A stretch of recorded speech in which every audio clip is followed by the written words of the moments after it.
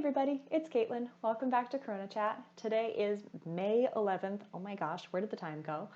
And over the past few weeks, we've been hearing a lot of discussions in the news about reopening the economy, right? How to do it, when's the right time to do it, all that kind of stuff. And as of the recording of this video, many states and countries around the world are beginning to take the first tentative steps towards reopening all or part of the economy, right? Now, this is not because coronavirus is gone, but rather because we're trying to figure out how to rebuild some semblance of normal life as the pandemic continues. Each of us as individuals will need to make good, smart decisions to help limit the spread and to keep ourselves and those around us safe and healthy. So this week on CoronaChat, we'll be talking about some tips for staying safe as your community begins to reopen. So even though many communities are starting to reopen, in most places there actually hasn't been a huge rush of people leaving their homes. In fact, it seems like most of us are planning to stay home a little bit longer just to try to wait and see what's happening. And this is really smart. So we're all trying to actively learn right now about what's happening so that we can make good decisions, right? Another way to think about this is that we're making a collective decision to all sacrifice a little bit longer to help keep ourselves and our communities safe. And these kinds of collective actions where we all, make a decision to make a personal sacrifice for the greater good, these decisions are what are going to help us beat this virus. So let's take this week where we're all still sitting at home and waiting to see what'll happen, right?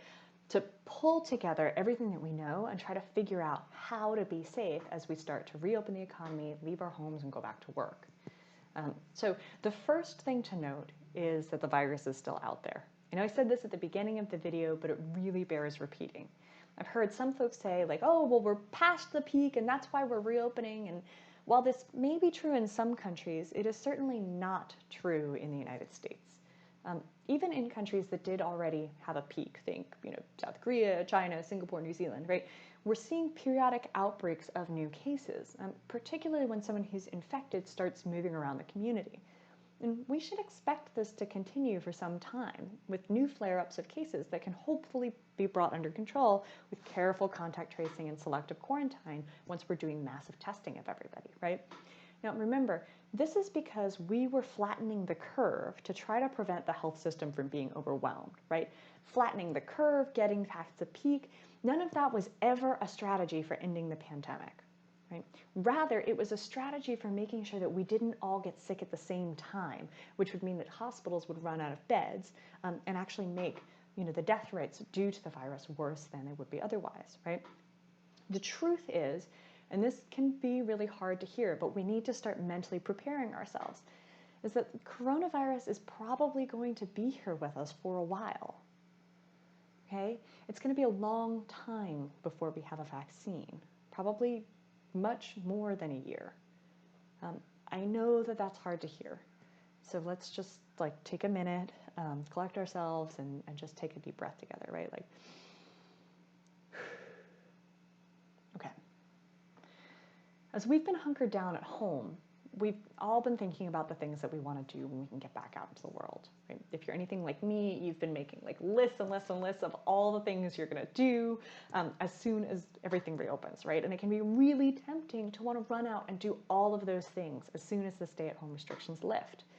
And as much as we want to do that, it's exactly what the virus wants us to do.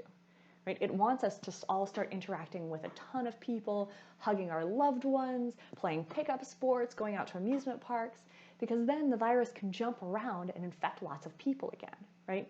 So for us to prevent the virus from getting what it wants, we have to be smart, right? We have to learn to adapt. And this means learning to live life with a new normal so that we can help to limit the virus's spread and keep one another safe. It does not mean that we are going to have to live in fear and stay in our homes and never ever see the light of day again, right? It just means that we need to be smart about the way that we kind of go back into the world and start living our normal lives again.